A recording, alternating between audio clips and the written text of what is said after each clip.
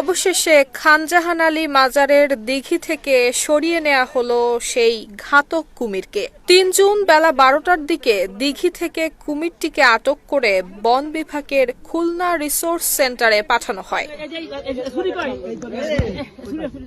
এর আগে ১ জুন রাতে দিঘিতে গোসল করতে নেমে কুমিরের আক্রমণে প্রাণ হারায় ৭ বছর বয়সী শিশু ফাতেমা। এই ঘটনায় দর্শনার্থী এবং স্থানীয়দের মাঝে ছড়িয়ে পড়ে তীব্র আতঙ্ক। জননিরাপত্তার বিষয়টি বিবেচনা করে ২ জুন রাতে জেলা প্রশাসক গোলাম মোহাম্মদ বাতেনের সভাপতিত্বে অনুষ্ঠিত হয় একটি জরুরি সভা। সেই সভায় কুমিরটিকে হস্তান্তরের চূড়ান্ত সিদ্ধান্ত নেওয়া হয়। ৩ জুন খুলনা থেকে আসা বিশেষজ্ঞদের একটি দল দিঘির কুমিরটিকে নিরাপদে উদ্ধার করে সরিয়ে নিয়ে যায়।